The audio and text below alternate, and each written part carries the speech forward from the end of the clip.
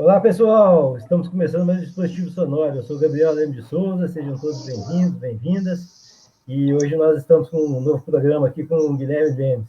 Né, Diego? É isso aí, bom dia, boa tarde, boa noite, todo mundo. Muito obrigado por estar assistindo aqui. Os nossos programas, além de estarem aqui sendo transmitidos ao vivo, depois também são disponibilizados no Spotify, no YouTube e no iTunes. Então, bom dia, boa tarde, boa noite para quem está assistindo e boa noite para o Guilherme, que está aqui junto com a gente. Boa noite, Guilherme. Fala, pessoal, boa noite a todos aí, todos e todas estão assistindo com a gente aí, né? Ou ouvindo depois, né? E vamos lá. Eu agradecer muito o convite de vocês aí, do Gabriel e do Diego. E vamos nessa. O Guilherme, pode falar, Gabriel. Não, eu pedi para você se apresentar para quem não te conhece e tal, porque aí também acho legal, assim, para o pessoal te conhecer melhor. Tá, beleza. É muito difícil falar assim, né, de você mesmo, mas eu sou de Cambuquira, natural aí, né, de Cambuquira. Eu tenho formação na parte de informática, né, eu sou cientista da computação. Depois da faculdade de informática, eu me especializei na parte de finanças. Trabalhei em banco e não cheguei a trabalhar na área de TI mesmo em si, diretamente, né? Trabalhei no banco, na Caixa Econômica e tudo. E me interessei por criptomoedas, foi na época de 2016, por aí, né? Que eu comecei a minerar, foi mais ou menos nessa faixa, 2017, 2016. E saí da Caixa Econômica para vir trabalhar no Paraguai com criptomoedas, né? Mais específico com a parte de mineração, que eu estou trabalhando aqui. Certo? Certo. Gui, o que seria uma criptomoeda?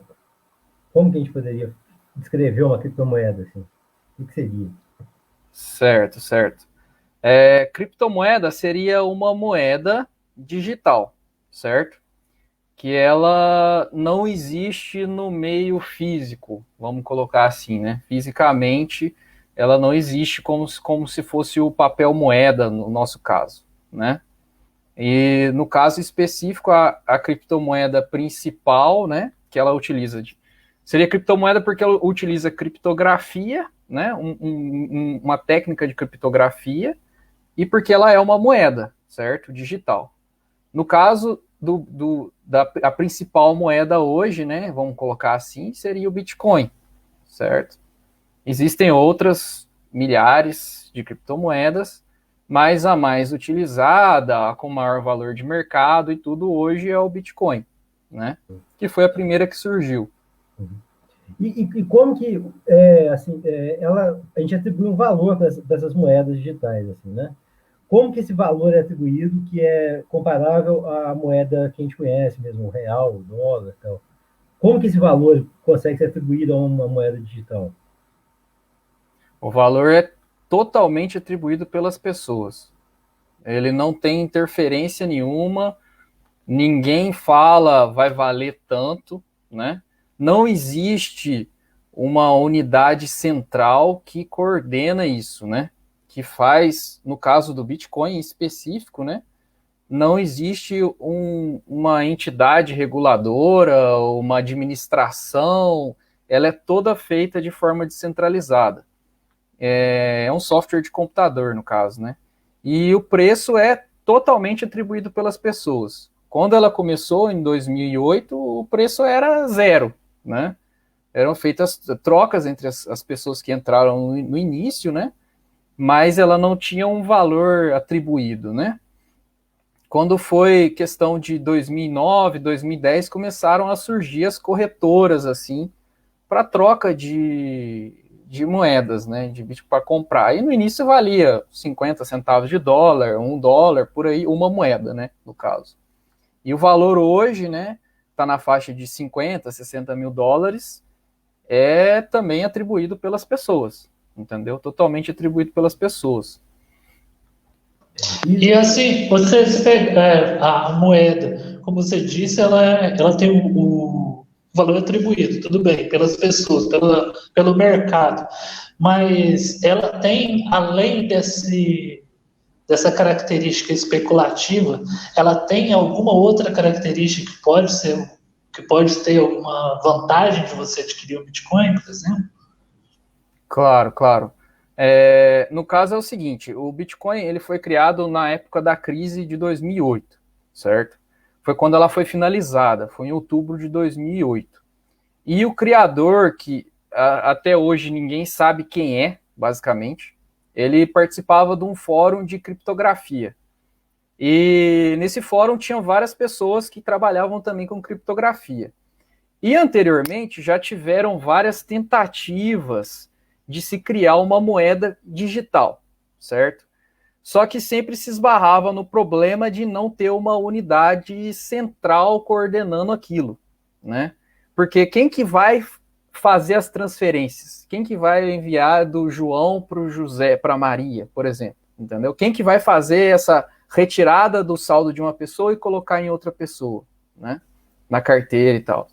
Então, devido a isso, surgiu essa ideia que foi feita em 2008, foi criado o primeiro software da moeda, do Bitcoin, e esse software foi feito de forma aberta, código aberto, né? Foi publicado junto com um paper, né? Que acredito que a tradução seria um artigo científico, explicando qual que é a ideia da moeda e qual que é a ideia da descentralização dela, por que ela é descentralizada, e além disso, tem a questão do limite máximo de emissão, né? Que o limite máximo definido no sistema, pelo criador na época, é de 21 milhões de moedas, certo? Portanto, você tem um ativo, né, digital existente, que hoje, atualmente, ele é uma das únicas coisas no mundo onde há um limite de emissão, onde existe uma limitação, certo? Não só questão de dinheiro, né? Então, por exemplo, hoje você não sabe quantos dólares existem, quantos reais existem, quantos pesos argentinos existem. E se você obtém essa informação, você não sabe se essa informação é verdadeira. Você não consegue saber se isso realmente é verdade, né? A gente não sabe o que realmente existe de dólar, real e etc. emitido no mercado. E essa moeda não, ela existe por meio do software, existe essa limitação, que ela é basicamente inquebrável, né? Então você tem um dos únicos bens, né? Um dos únicos ativos no mundo onde você sabe que só vai existir aquilo, né? Então aquilo acaba servindo como uma reserva de valor. Por exemplo, ouro, né? O ouro você tem uma reserva de valor também, ou imóveis, no caso. Então vamos colocar duas coisas para contrastar. No caso do ouro, você pode comprar lá a barra de ouro, levar para sua casa e guardar, né? E aí você tem diversos tipos de risco, né? Risco da sua casa ter algum problema, pegar fogo, qualquer coisa, né? Você ser roubado, etc. Só que o ouro, ele tem também a questão de você não saber quanto ouro existe. Você não sabe quanto ouro tem no mundo, e você pode amanhã descobrir um planeta que existe uma quantidade absurda de ouro e simplesmente o valor do seu ouro acabou, né? Imóveis eu não preciso nem dizer, né? Imóveis você depende de uma entidade superior, seria no caso o Estado ou qualquer outra coisa, te falar que aquele imóvel é seu. E mesmo assim você ainda corre o risco de ele ser tomado de você. Entendeu? Por um motivo qualquer. Então você tem um ativo existente no mundo que atualmente seria basicamente o único ativo, né? Insubstituível, porque não existe nada que chega no mesmo nível de tecnologia, né? E a partir disso que você dá o valor a esse ativo, entendeu? Quanto vale isso, né? E aí, basicamente, é essa questão. Sim.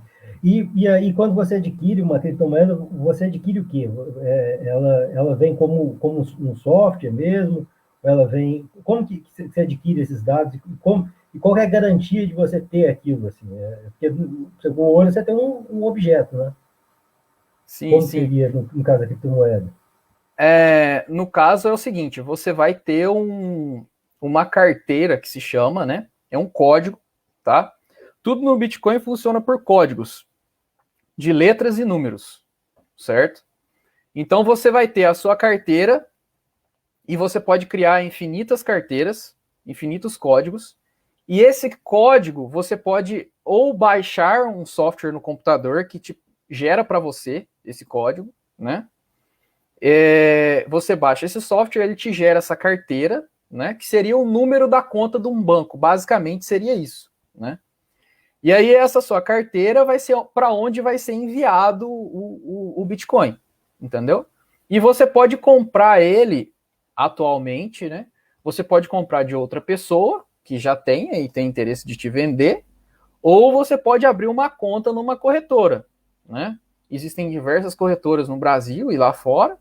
Você envia seus documentos, faz a abertura da conta, deposita lá a sua moeda, né? E faz a compra e a venda do Bitcoin e manda para essa sua carteira, entendeu? Essa sua carteira, você vai ter esse código, que é o número da sua conta, basicamente, e você vai ter um outro código que vai ser a sua senha da sua conta.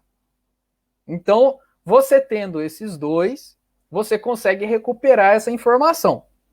Há outras formas de segurança onde você tem várias palavras, 20, 30 palavras, normalmente essas palavras são em inglês, né?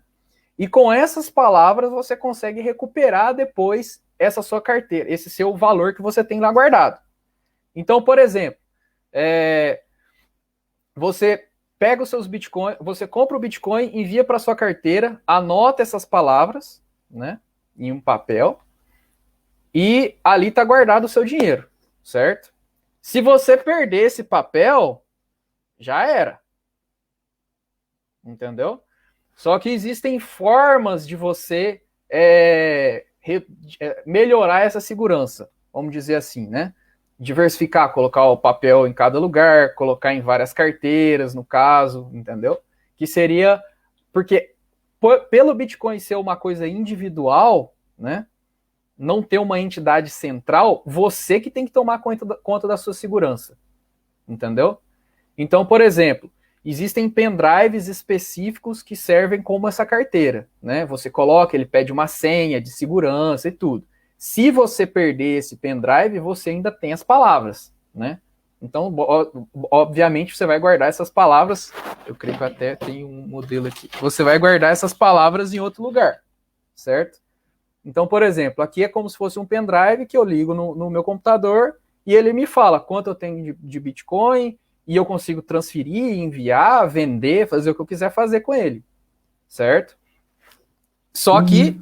E você tem uma senha de acesso para ele, assim. Eu tenho uma senha de acesso para ele. Se eu perder ele, ou for roubado, qualquer coisa assim acontecer, eu tenho as palavras para recuperar. E as palavras, obviamente, você deixa em outro lugar, com outra pessoa que você confia, né? Ou você decora. Ou você decora, entendeu? E basicamente é isso. E assim, a gente pensa em Bitcoin ou algumas criptomoedas, que são uma infinidade, né? A gente sempre pensa em valorização delas também, né? Porque lá no começo, como você disse aí, ela valia um valor irrisório. Hoje ela vale um dinheiro considerável, né? Por que acontece essa valorização tão grande com o Bitcoin, mais especificamente, com a criptomoeda? E por que essa valorização é tão diferente do nosso dinheiro convencional, assim? Pelo motivo que eu expliquei anteriormente, porque é um ativo que tem uma limitação de emissão, né? Não existe inflação, basicamente, ele não é inflacionário, ele nunca vai ter mais de 21 milhões, né? Portanto, você tem, basicamente é isso, é um ativo que você consegue, fora outras vantagens, que seria essa que eu falei, a questão de reservar o seu valor do dinheiro, você não perder valor, Porque todo mundo sabe, por exemplo, no Brasil, nos últimos 10 anos, a inflação foi de mais de 50%, né? E todo mundo sabe que nos próximos 10 anos vai ser igual. Que você pode, daqui 10 anos você vai ter 50% menos dinheiro se você deixar esse dinheiro guardado, né? Na poupança, por exemplo. Você vai perder dinheiro, né? Então, basicamente, é um ativo onde você não vai perder, né? E fora isso, o mundo está imprimindo muito dinheiro, né? Tem muito dinheiro sendo colocado em circulação de forma irresponsável, vamos colocar assim, né? No próprio Estados Unidos e tudo. Está tendo várias impressões de trilhões de dólares, né? Em 2008, se não me engano, foi colocado na economia 800 bi para poder salvar os bancos de não quebrarem e tudo, e aquele dinheiro entrou na economia. E agora a gente já está falando de 6 trilhões, né? Que já foi impresso agora. Então é tipo 55% de toda a emissão de moeda do dólar, né? Do dólar foi feita nos últimos 2 anos. Então todo esse dinheiro está fluindo para ativos que para a bolsa, que está inflada, entre aspas, né? Tem empresas que hoje não dão lucro e estão valorizando exponencialmente, por exemplo, a Tesla, no caso, e vai também para ativos de segurança. Prata, ouro, Bitcoin, criptomoedas, para especulação também, né? Não só para reservar valor, no caso, né? E fora isso, o Bitcoin está começando a ser reconhecido por fundo de investimento, empresas de capital aberto hoje nos Estados Unidos já estão usando o seu caixa, né, para comprar Bitcoin. A Tesla foi uma dessas. Ela comprou 1 bilhão agora, quando estava 30 e poucos mil, né? Então, ele está começando a ser enxergado o real valor dele, né? E é muito difícil você, porque você pode entender o Bitcoin, mas você compreender o Bitcoin e isso internalizar em você é muito difícil, demora, leva tempo para você fazer isso, entendeu? Você entender o tipo do ativo que você entender que não tem limite de emissão, fora as outras vantagens, anonimidade, transferência na hora que você quiser, sem precisar fazer nada, comprovar ou mostrar ou falar qualquer coisa ou mandar documento, entendeu? Você pode transferir tanto 100 reais quanto bilhões de reais para outra pessoa. Em 10 minutos, no máximo, aquele dinheiro cai. E a sua taxa vai ser, dependendo do que está rolando no mercado no momento, vai ser coisa de 10, 20 reais. Entendeu? Então, fora as vantagens de reserva de valor, você tem vantagens de você ser um completo desconhecido, vamos colocar assim, certa anonimidade no programa, e você não ter limitação tanto de horário, dia, horário e tudo, e essas outras vantagens que eu passei antes, certo? Então, por isso que vai para a Lua. Por isso que vai subir e não vai parar de subir. Enquanto se imprimir dinheiro, vai subir. Quando parar de imprimir dinheiro, vai subir menos, mas vai continuar subindo. Não tem como não subir, entendeu? A questão é essa. Não tem para onde o dinheiro ir. Não tem outra saída. Até isso que eu queria perguntar, Diego, sobre essa questão. Então, quer dizer que o Bitcoin e a criptomoeda em geral, ele vai sempre subir, ela nunca vai descer. Ela vai sempre estar... Claro que há correções, há especulação do mercado, né? Claramente existe isso, né? E sempre vai existir.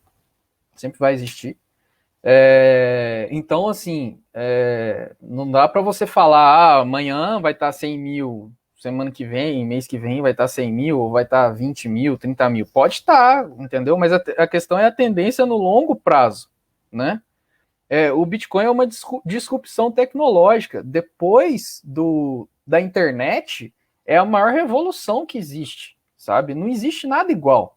Não tem nada igual, entendeu? E ele tem hoje aqui, foi em 2008, né? Tem pouco mais de 10 anos. Então está começando ainda as coisas acontecerem, né? E ele já tem um valor absurdo.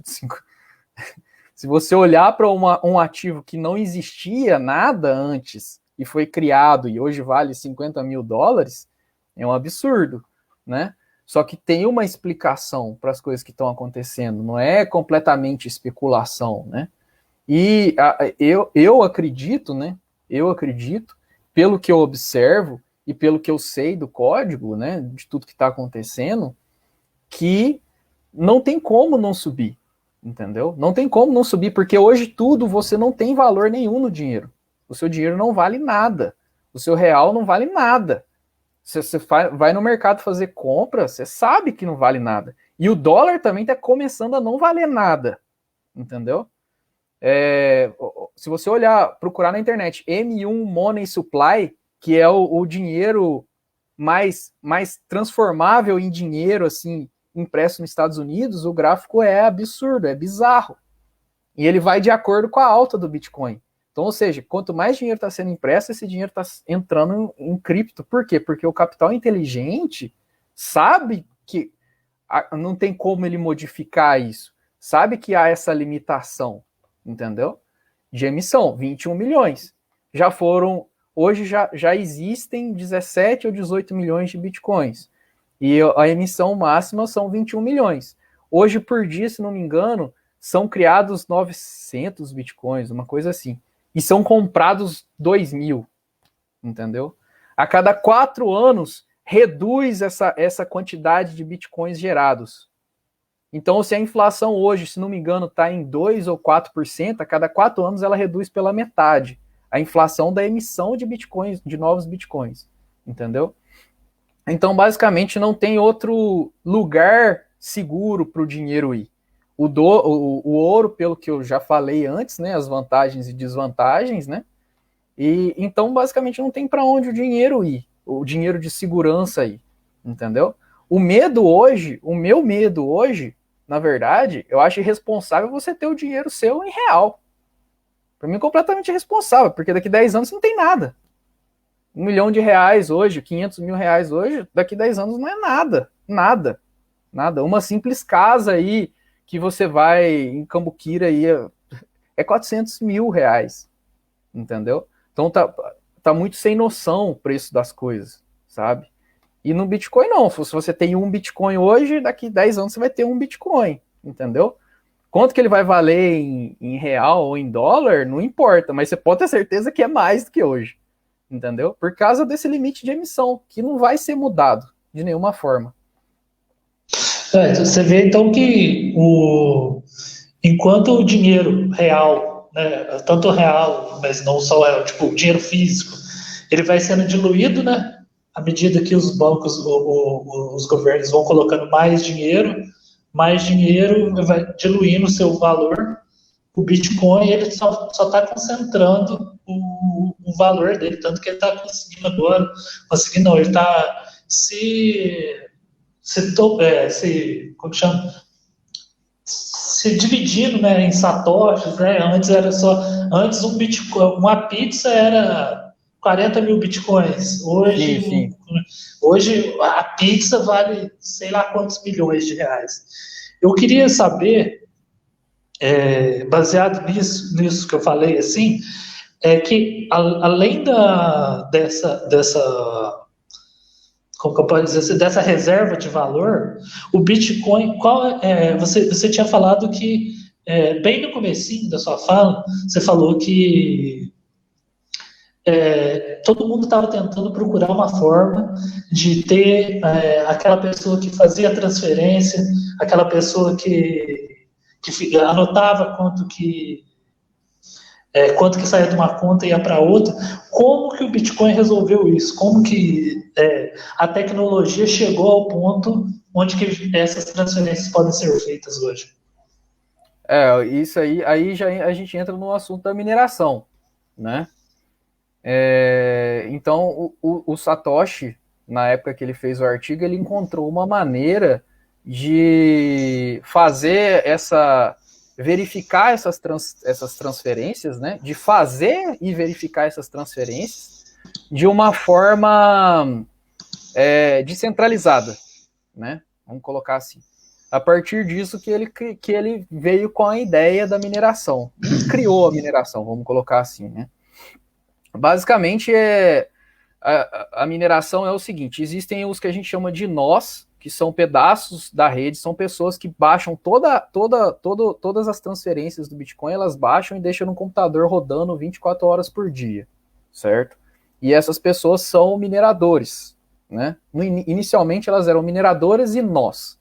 Então elas deixavam uma máquina, um computador ligado na rede, e ela tinha todas as transferências anteriores, tudo que tinha acontecido desde o começo. Porque no começo era só o Satoshi lá no computador dele, da casa dele, entendeu?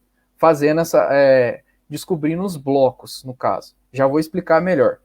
Então você deixa o seu computador ligado na rede, e ele vai pegar todas as transferências que foram feitas das últimas vezes, né, no caso. Então, todas as transferências que foram feitas, o João transferiu para Maria, ele vai chegar no meu computador, né, junto com várias outras transferências. Então, eu vou elencar, meu software, né, elenca todas essas transações aí, né, deixa todas no código, e aquilo é passado por uma criptografia, um algoritmo de criptografia. O que seria isso? Basicamente, a criptografia envolve você transformar um dado qualquer, seja uma imagem, um vídeo, um texto, qualquer tipo de dado, em uma saída de uma quantidade de caracteres X, certo? Então, por exemplo, você transforma uma imagem qualquer em uma saída de 10 letras e números, certo? E a imagem Y vai ter outra saída de 10 caracteres, letras, só que será diferente daquela outra, porque a imagem é diferente, né? No caso do Bitcoin, se não me engano, são 64 caracteres a saída, né? Então você elenca todas essas transações, né? Então você tem um bloco de informações que tem todas as transações feitas, você tem uma informação que se chama nonce, e essa informação é uma informação que o minerador, o nó que opera aquilo, que faz aquela mineração, ele vai conseguir modificar. As transações ele não consegue modificar, já foram solicitadas, vamos colocar assim. Então é como se fosse um livro contábil. Você tem todas as transações, você tem essa variável nonce, e você tem uma saída.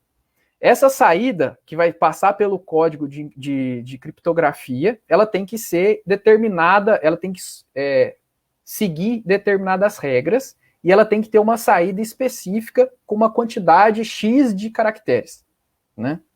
Então, no caso, são 64 caracteres, se não me engano, e ela tem que ter tantos zeros no início. Sei lá, 50 zeros, 30 zeros.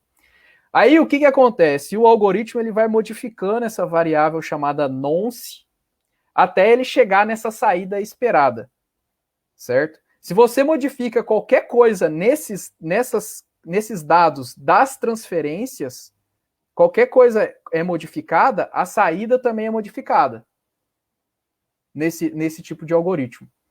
Então é modificada essa variável nonce aí até ser encontrada uma saída ótima. Quando é encontrada essa saída ótima, esse bloco de informação, essas transações são confirmadas. Elas são enviadas para a rede. E aí, a pessoa que está minerando aqui, ela pega e envia essa informação para toda a internet. Ela tem que estar ligada na internet, obviamente, e ela envia essa informação para todas. Olha, eu encontrei o resultado que teria que ter essa saída. Ele envia para todos os computadores replicam entre si, e aquele bloco é minerado, é assim que se chama. Esse bloco é minerado, isso aí é colocado na blockchain, que se chama, e essa informação fica lá, disponível, e a transação é feita. Certo? Aí, segundo bloco, vamos para a segunda parte. A mesma coisa. Todas as transações. Aí no bloco tem todas as transações, tem a variável nonce e tem uma variável que eu esqueci, que é a referência do bloco anterior, da página anterior do seu livro contábil, né? Então tem todas essas informações, ele vai modificando essa variável nonce até chegar no resultado que ele quer, que a rede quer, no caso. Chegando nesse resultado, ele pega, encripta esse bloco, coloca lá na rede e vai continuando, vai seguindo a mineração, certo? A cada 10 minutos, em média, né? Cada 10 minutos, em média, é encontrado um bloco, é encontrado um resultado para essa mineração, certo? A mineração seria o ato de encontrar uma saída ótima para aquelas entradas, certo? Ele passa por esse algoritmo e esse algoritmo precisa encontrar aquela saída. Então, essa é a força computacional para encontrar essa saída, e aí aquilo é registrado no sistema, e do sistema é replicado para todos os nós, como se fosse um torrent. Aquilo é replicado para todo mundo aceita aquilo, porque está na regra do sistema, né? E todo mundo aceita aquilo e pronto. Só que todos os computadores que estão ligados estão tentando achar esse resultado ao mesmo tempo, entendeu? Todo mundo está tentando chegar nesse algoritmo. Tem uma força computacional por trás ali, um dispêndio de energia, de tecnologia e tudo. É como se fosse todo mundo estivesse resolvendo sudoku ao mesmo tempo. Quem resolvesse o sudoku primeiro, todo mundo olhava e falava, não, tá certo, vamos pro próximo, entendeu? É basicamente isso. É um esforço computacional que as pessoas têm, e depois que é chegado nesse resultado desse bloco, dessa página, depois que ela chega no resultado, a facilidade de você verificar se aquilo está certo ou não é muito simples. Então os outros computadores verificam e falam, não, realmente está certo, é isso aí, concatena, coloca junto, vamos para o próximo. Entendeu? E assim vai, fazendo as transações. Eu acho que eu não sei se eu fugi do assunto. Não, deu para entender a questão da mineração. Agora, mas em resumo, então, o minerador de Bitcoin, ele ajuda em transferências do próprio Bitcoin. Sim. Ele recebe uma porcentagem por cada transferência. Ele recebe a taxa, né? E ele recebe hoje, atualmente, ele recebe 6, eu não lembro se são 6 ou são 3 Bitcoins a cada bloco, né? Que ele encontra, ele recebe uma recompensa, né? E cai na carteira dele, tanto a recompensa quanto o valor das taxas de transferência, né? Essa recompensa dos bitcoins são os bitcoins que ainda estão sendo gerados, porque a gente ainda não chegou nos 21 milhões. Os 21 milhões vai ser só 2.140 por aí, né? Então ninguém vai estar vivo mais. Mas aí quando chegar nesses 21 milhões, aí não faz mais sentido haver a mineração? Não, ele recebe as FIIs, ele vai receber o valor das transações. E não é um computador, assim, como que se faz a mineração? É um computador? Na verdade, então, existe uma outra variável, tá? Existe uma outra variável que é o seguinte. Inicialmente, quando ele foi criado, né,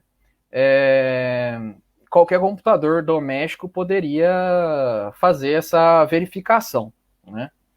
Essa variável que deveria ser encontrada no final, no código hash, depois de passar pela criptografia, ele era, de certa forma, vamos colocar assim, fácil de ser obtido, né?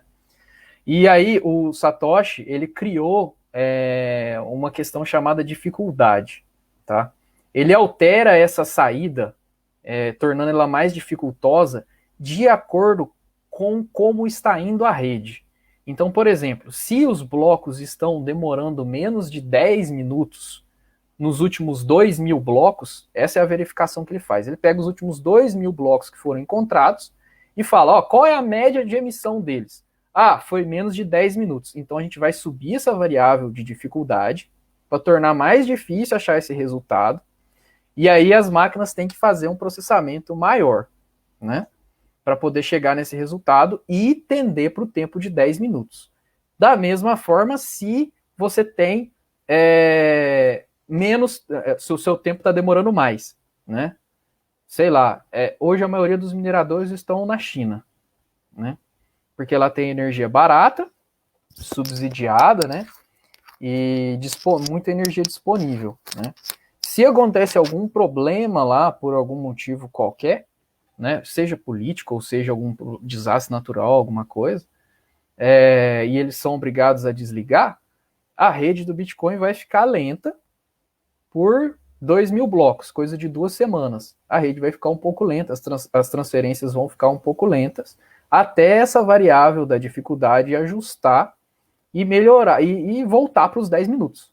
entendeu? Então a dificuldade vai reduzir, porque vai ter menos computadores funcionando. Pois bem, respondendo a sua pergunta, inicialmente qualquer computador poderia fazer. Depois o computador começou a ficar um pouco mais complexo. Aí passou a ser por placa de vídeo, GPUs que se chamam. Durou poucos meses. Depois eles criaram outro tipo de processamento, uma placa que se chamava FPGA, que fazia o processamento igual um processador de computador normal, Pentium, Celeron e tudo. Durou pouco tempo até que foram criadas as primeiras ASICs, que se chamam, né? E ele é um computador, né? Só que ele é específico para fazer isso. É um processador, né, específico para poder fazer o processamento do algoritmo do Bitcoin, de criptografia do Bitcoin, né? Então, hoje ela tem uma velocidade de X hashes por segundo. Então, ele faz essa verificação do bloco de todas as coisas milhares, bilhares de vezes por segundo, entendeu? Por quê? E por que que hoje a velocidade é muito maior? Porque a rede foi crescendo, né? Mais pessoas foram se interessando, mais pessoas foram foi tendo energia ou buscando energia barata, e a tecnologia foi melhorando, né? A produção de chips e tudo.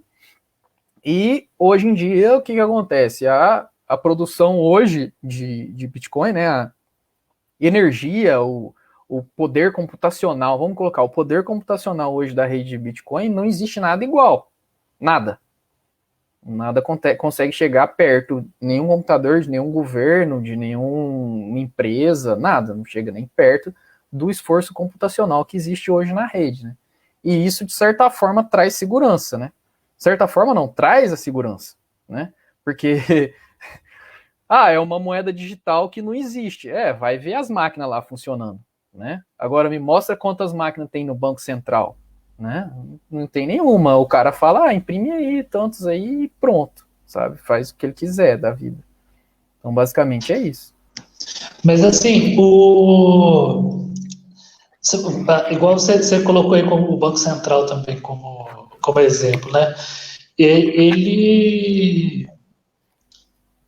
O Banco Central ele consegue imprimir uma moeda e essa moeda consegue ser utilizada tanto fisicamente como em, por exemplo, o Pix, certo? Eu consigo transferir dinheiro para você pelo Pix, né? Sem custo algum ou praticamente sem custo algum. O Bitcoin, ele para sempre vai ser uma reserva de valor ou ele vai chegar a ser uma moeda de troca também, como são as outras hoje em dia? Só complementar aqui, Guilherme, que o Alexandre também fez uma pergunta aqui sobre a questão da regulamentação, né? Eu acho que até conversa com essa questão. Ele está perguntando assim, a ausência de regulamentação desse mercado até agora não aumenta o risco de investimento a longo prazo? Porque o PIX, por exemplo, tem uma regulamentação e tal. Acho que a gente pode emendar as duas coisas. Tá, peraí.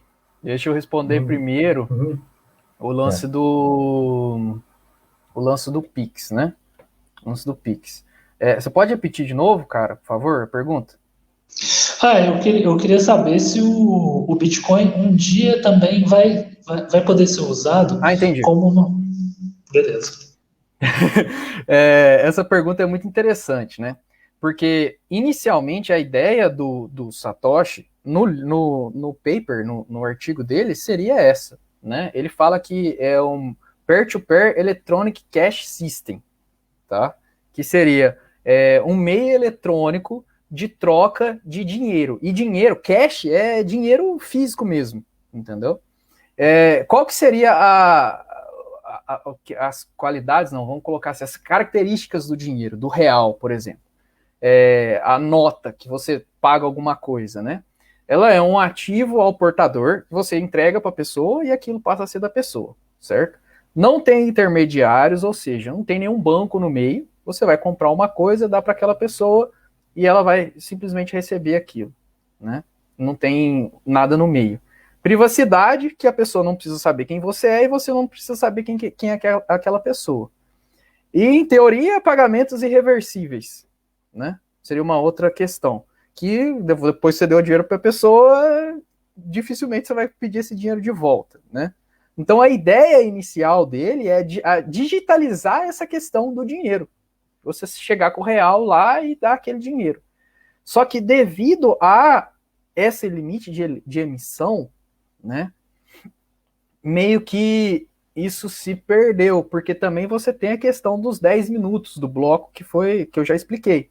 Então, como você vai comprar um café e vai esperar 10 minutos até o dinheiro cair na conta do cara, entendeu? Então, hoje, estão sendo feitas, já existe, na verdade, né, algo dentro da rede que se chama Light Network, que é uma rede, vamos pôr, dentro da própria rede do Bitcoin, onde você consegue transferir como Pix, né? Instantâneo, né? E a taxa também é bem baixinha, bem baixa. Tem uma taxa, mas é bem baixa, certo? Só que ela é usada para lugares que fazem e recebem muitas transferências. Então, por exemplo, se você tem uma loja, alguma coisa e quer receber, você pode ter uma carteira com Light Network e você consegue receber, mas não um valor alto, né? Vamos colocar assim, até $1.000, $2.000, depende do tipo que você faz. Mas então estão sendo criados meios para facilitar esse tipo de transferência rápida, para ser usado no mercado, ser usado para comprar um café e tudo. Só que assim, não é o foco, sabe? Meio que perdeu esse foco, vamos colocar assim, né? A ideia inicial do criador era essa, mas aquilo foi se perdendo de acordo com o que o mercado quer, que as pessoas querem e que os desenvolvedores também querem, né? Hoje em dia, qualquer pessoa você pode ter uma ideia, publicar lá no site, aquela ideia pode ser avaliada, feito o código e aquilo pode ser aprovado ou não, né? Democraticamente, de acordo com esses mineradores aí. Eles sinalizam se querem fazer essa transação ou não, essa mudança no código ou não. Então, basicamente, é isso, entendeu? Hoje existe essa rede já, essa Light Network. Não é a ideia do Bitcoin ser usado para isso, tá? Hoje, do mercado, vamos colocar assim, não é essa, né? Mas futuramente, com certeza, existirão alternativas, né? Dentro da própria rede para facilitar, tanto que já existe, né? Mas vão existir mais, certo? E agora a pergunta do Alexandre. Só emendar mais uma coisa para ver se eu entendi também. Isso. Digamos, então o Bitcoin ele serve mais como você investir, pra você deixar o dinheiro guardado e render. Seria mais nesse sentido, né? Então, pode falar. Não, é basicamente isso que eu ia perguntar. Então, porque assim, se você tem esse dinheiro lá, esse dinheiro digital, mas você quer comprar uma casa com ele, você tem que transformar ele em dinheiro real ou dólar, qualquer coisa, pra você poder comprar uma coisa, né? Se a pessoa que está te vendendo não aceitar Bitcoin, sim. Entendi. Então, mas a usabilidade dele é mais no sentido de investir, de deixar ele guardado para ele estar rendendo, né? Cara, eu não digo investir, porque é aquilo. O Bitcoin, ele meio que não é um ativo. Ele não é algo que você coloca R$100 e amanhã você tem R$101, né? Você não coloca... Ele não gera valor. Vamos colocar assim, né? O Bitcoin ele não gera valor por si mesmo. Ele não é um negócio, não é uma empresa. Ele é uma moeda. É como se você comprasse $100. E aqueles $100 daqui 10 anos vão valer $100, entre aspas, né? Vamos colocar assim. Na prática, todo mundo sabe que não. Mas ele serve como uma segurança, entendeu? É como se fosse uma questão de segurança, uma questão de proteger seu capital. Porque o seu capital, mesmo você investindo hoje e tirando 20% a 30%, você vai perder. Né? Basicamente é isso. Mesmo que você tenha um retorno na bolsa ou um retorno na coisa, no longo prazo você vai acabar perdendo para a inflação. Né? Tanto a conhecida quanto a desconhecida. Quanto o que está por vir que a gente ainda não sabe. Né? Então, basicamente é isso. Ele não é visto como um ativo. É uma proteção do seu dinheiro. Entendeu? Vamos colocar assim. Ele está mais para o ouro do que para as ações da Petrobras, por exemplo. Exatamente. Exatamente. E aí até a gente pode até entrar na pergunta aqui do Alexandre, né? Que ele está perguntando: a ausência de regulamentação desse mercado até agora não aumenta o risco de investimento a longo prazo? Então, pode falar? Pode? Pode falar? Então, já existe regulamentação, né? No Brasil, você já tem até como declarar no imposto de renda, né? Já tem lá a opção de declaração. E toda compra que você faz nas corretoras, né, já é informada a Receita. Então já existe uma regulamentação. Aí você não paga, você comprar Bitcoin, você não paga imposto, ou qualquer criptomoeda, você não paga imposto. Se você vender elas, né, e você vender acima de 30 mil reais com lucro, aí você tem que pagar 15 ou 20% de imposto de renda, né? E já tem lá a opção, no imposto de renda tem na parte patrimonial, ele já tem lá a opção de você colocar criptomoedas ou criptoativos, eu não lembro como tá. E então já existe uma regulamentação no Brasil, alguns países não tem, né? E a partir do momento que não tem regulamentação, é legal, né? Se eles não falam que é proibido, então não é proibido, entendeu?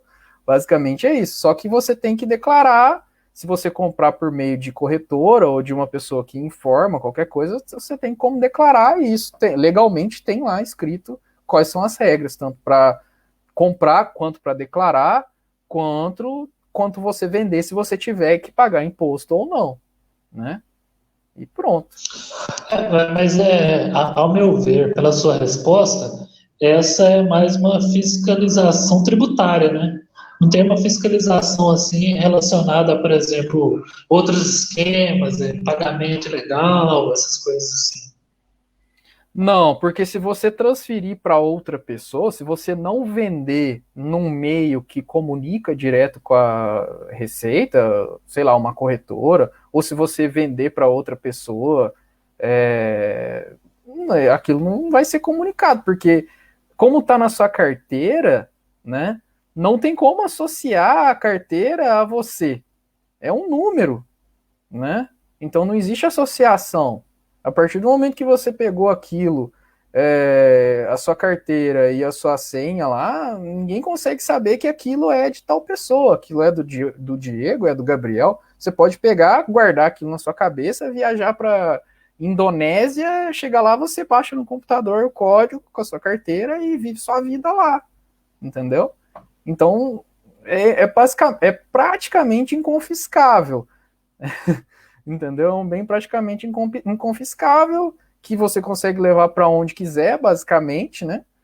Se você tiver memória boa, ou se você tiver um pendrive, alguma coisa, e aquilo, se a pessoa pegar, sei lá, for roubado de você, é só você não passar a senha. Depende, não sei.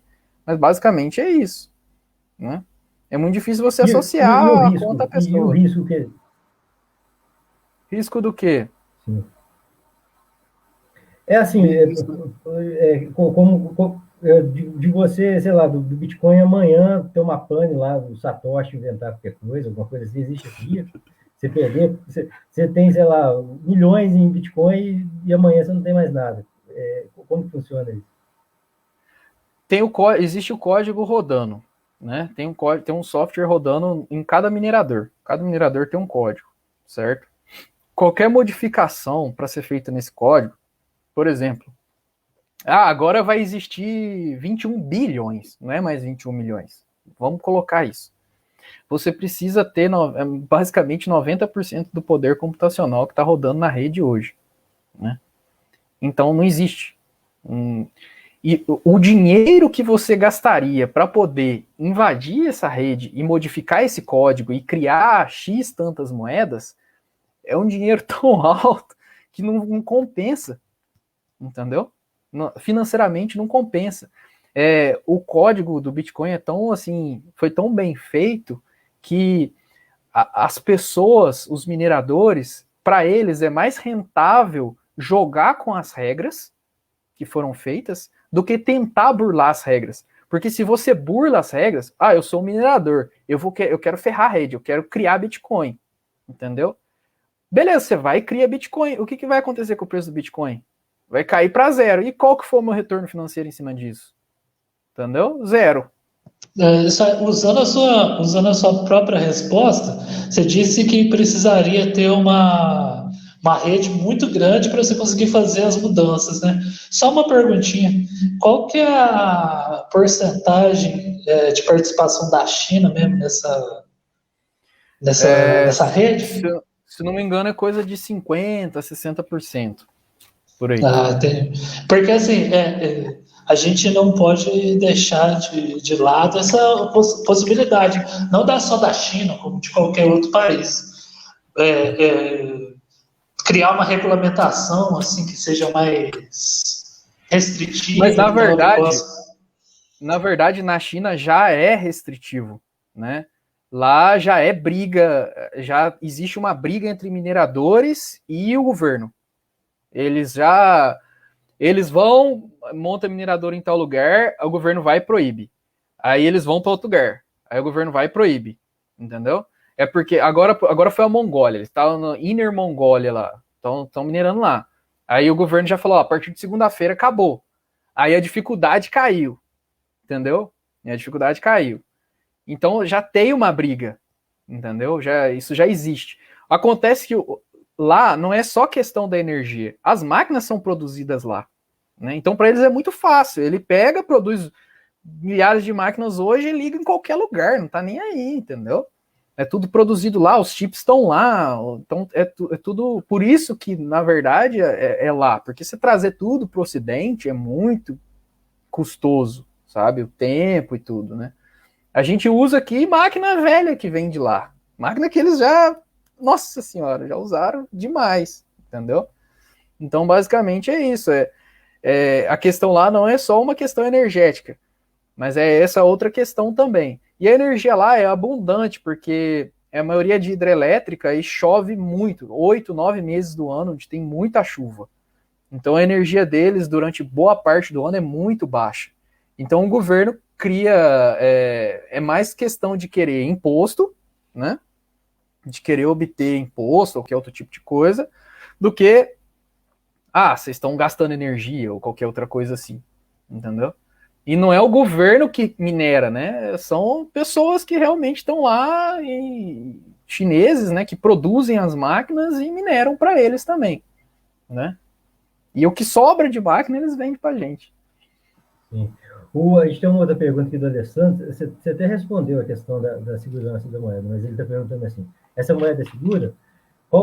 Não seria um desperdício de energia? Que aí até entra na questão da energética. Pelo que eu entendi, seria você está desviando essa força computacional para o Bitcoin, possivelmente. Eu acho que é isso que ele quis dizer, né? Não sei. Sobre a questão de segurança, eu acho que já ficou meio claro, né? O que eu falei aqui tudo no começo. Ela é segura a partir do momento que você tem que saber que você que toma conta daquele dinheiro, né? Ninguém vai te recuperar se você perder, se você guardar num site ou deixar na corretora, não sacar esse dinheiro para uma carteira que você possua, entendeu? Então, a partir do momento que você tem que tomar cuidado. Eu não recomendo você chegar, vou comprar Bitcoin e deixar lá. Não, você tem que comprar, baixar uma carteira, atualizar, baixar uma carteira confiável, né? E deixar aquilo guardado com você, né? Salvar as palavras, anotar, deixar num lugar seguro, avisar as pessoas de confiança, né? Falar, ó, eu tenho dinheiro aí, tá as palavras, não sei o que e tal, entendeu? Então, a responsabilidade é sua, tá? Ela é segura a partir desse momento que você compra de um lugar seguro, né? Você compra de um lugar confiável e você armazena com você mesmo, utilizando o meio confiável de armazenar, certo? Depois a gente pode passar, se quiser, eu passo os links dos coisas, tanto as corretoras confiáveis quanto as carteiras confiáveis, para a gente colocar É interessante, né? Para a gente colocar depois na descrição aí, né? Pode passar que eu coloco na descrição. Sim, agora a questão de desperdiçar energia é muito complicado Eu acho que só quem pode falar que você desperdiça energia ou não é quem está gastando aquela energia, né? Eu acho que é muito complicado você falar, você está gastando energia tomando banho de 10 minutos, sei lá. Eu acho que só quem está tomando banho, quem pode passar por aquilo que tem que falar. A partir do momento que faltar energia, né, aí tudo bem, não tem energia, sabe? Acabou a energia.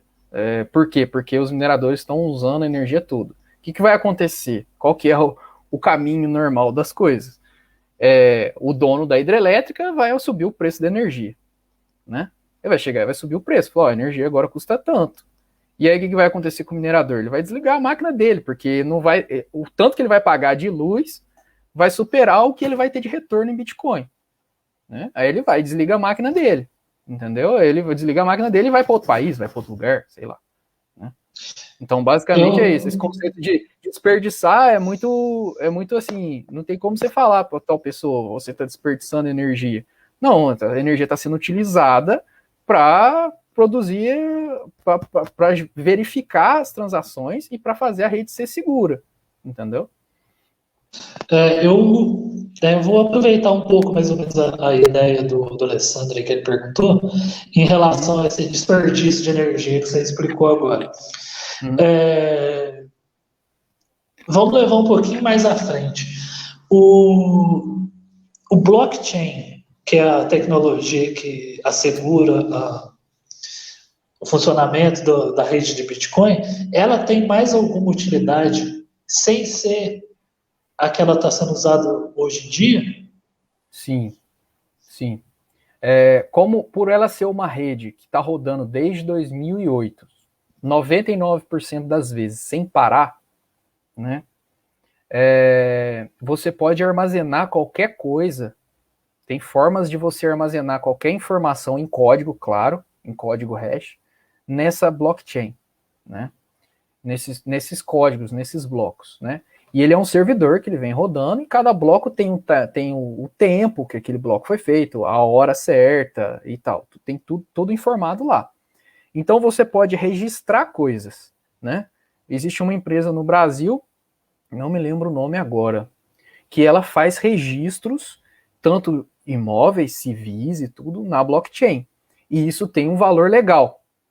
Você pode usar isso como valor legal. Então, dia 11/12/2012, eu registrei determinado código lá, e aquele código foi registrado por mim, tem como eu provar, porque saiu da minha carteira, certo?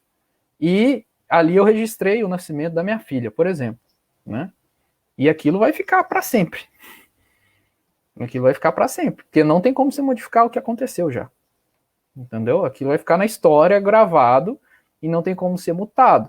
Imagina um cartório, né? É como se fosse um cartório. Tem como você fazer toda essa questão de registrar coisas lá, informações, frases, né? Frases. Inclusive, o primeiro bloco que o Satoshi minerou, ele colocou uma frase sobre o banco. Banchelor brings banks, alguém alimenta os bancos, alguma coisa assim. Né? Mais uma vez, os bancos são salvos, foi uma coisa assim, basicamente. Ele registrou essa palavra em hexadecimal, ele registrou isso aí, e tá lá no primeiro bloco escrito. Então tem essa função também, né? É um registro que não tem como ser modificado e que pode ser verificado por qualquer pessoa, qualquer hora, desde que você tenha acesso à internet ou você tenha a blockchain baixada no seu computador, entendeu?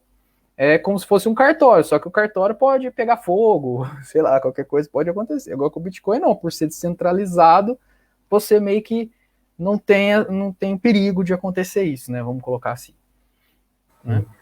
O Marcelo está perguntando aqui, você já comentou qual é a melhor corretora para o brasileiro iniciar, e aí eu vou estender também, se você puder falar dos principais criptomoedas que compensa investir também. Certo.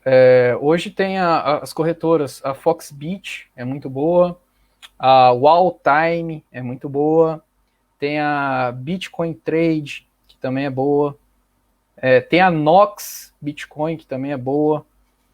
Então aí já foram algumas, né?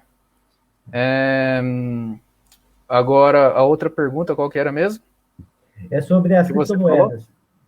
Quais criptomoedas são mais confiáveis para investir atualmente? Olha, basicamente eu só confio no Bitcoin, tá?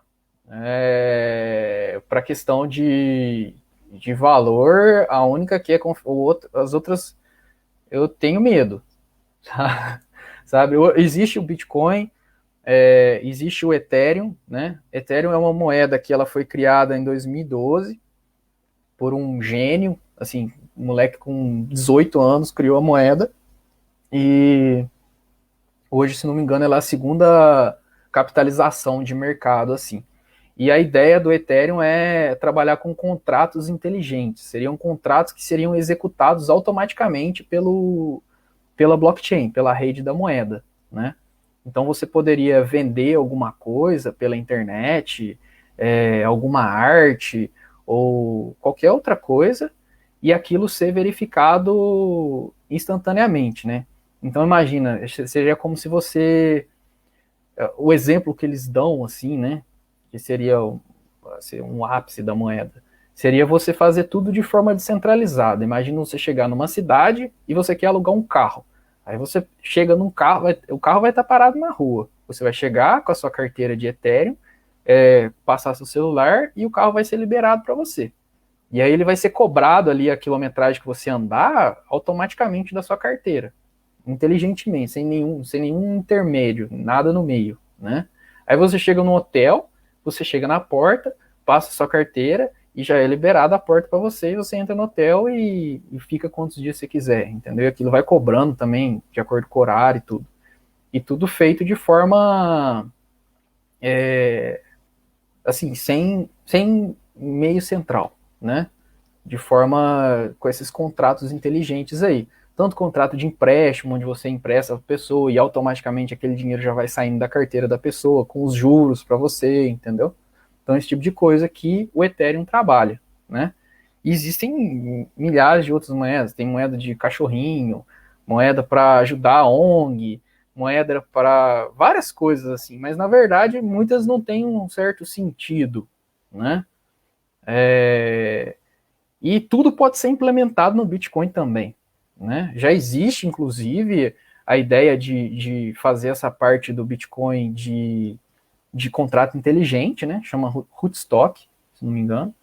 E só que não é o foco, né? Só que tem várias pessoas desenvolvendo, várias frontes de trabalho, né? Pessoas trabalhando com determinada coisa, pessoas com outras coisas, né? E é um mercado que está começando ainda, né? Às vezes as pessoas olham para o valor, né? E falam, nossa, custa $50.000, custa R$300.000, né? E, então eu vou comprar essa outra moedinha aqui que custa 100, né? Só que a moedinha que custa 100, a emissão dela é de bilhões, trilhões de moedas, né? Não está olhando para as outras vantagens do negócio. Então, basicamente, é isso. E assim, para a gente também já finalizar aqui, nessa ideia, assim, eu quero investir e comprar Bitcoin. Quais seriam os passos que eu teria que fazer para começar o negócio, para quem vai iniciar? Certo, você tem que abrir uma conta numa corretora, né? Uma dessas que eu falei. Tem também a Binance, que eu havia esquecido. Então você tem que mandar seus documentos para lá, eles verificam sua identidade, se você é você mesmo. Às vezes eles pedem selfie, às vezes eles pedem comprovante de endereço, determinadas coisas. Você faz uma transferência por TED ou por Pix, dependendo da corretora. Aquele valor lá em real cai na conta deles e fica disponível para você. E aí você abre a corretora e compra. Coloca, eu quero comprar tantos reais a tanto preço do Bitcoin. E aí aquele Bitcoin já passa a ser seu dentro da corretora, né? Aí você tem que baixar uma carteira para o seu computador. No caso, eu recomendo, por exemplo, a Wasabi, né? Dando um exemplo. Wasabi Wallet, você baixa ela no seu computador e aí ela te dá um endereço lá. Eu quero receber, ele te dá o endereço, você copia aquele endereço, cola lá na corretora e manda transferir. Retira aquele dinheiro de lá. E aí aquilo lá passa a estar com você, né? Tanto no seu computador, quanto as palavras, né, de segurança e tudo que você tem que anotar, ter tudo certinho para poder recuperar se acontecer alguma coisa com o seu computador e etc. Basicamente é isso. E aí você fica com ele guardado lá, você baixa, deixa lá, porque vai estar aumentando de valor, né? Vai estar rendendo não, né? Vai estar lá. Se você comprou um Bitcoin, você vai ter um Bitcoin, entendeu? E vai ser um Bitcoin para sempre. Mas ele vai estar valendo mais daqui a um ano, por exemplo. Ele já vai. Provavelmente. Não sei. É que você chega num ponto onde você já não liga mais pro real ou pro dólar, entendeu? Onde você só quer acumular. Mas é um longo caminho. Eu só aqui que eu fui aprender isso. Falar a verdade, só aqui que eu fui aprender isso. Demorou. Certo? Gui, muito obrigado. Né? Acho que a conversa rendeu bem. A gente pode, assim, tem muito mais coisa para conversar, mas a gente tenta estipular com 1 hora, mais ou menos, de programa. Agradecer demais a participação. Lembrar o pessoal também que a gente está presente aí em outras redes, como Spotify, iTunes, YouTube. Diego? Isso aí, eu queria pedir para o Guilherme se você tem algum recado, alguma coisa que você quer falar, se você quer vender seu peixe ou passar suas redes sociais. Fica à vontade. Não tem nada disso. Não. Meu Facebook todo mundo conhece aí, a maioria do pessoal. Eu vou comentar alguma coisa lá também no grupo do Facebook para ficar claro quem que eu sou, né? Para quem não me conhece pessoalmente. E eu espero ter passado a ideia, né, do que é o negócio. Assim, não tenha pressa, mas também não espera muito não, entendeu? O que eu quero falar é só isso, não espera muito não. E outra coisa, se você não tem muito dinheiro, compra um pouco. Sei lá, eu tenho R$50, compra 25 hoje. Semana que vem você compra 25. Não foca muito no preço, entendeu? Foca em acumular e um dinheiro que você não vai gastar para pagar a conta semana que vem, né? E é só isso, basicamente. Essa é a ideia. Então obrigado, pessoal. Valeu. Até o próximo programa.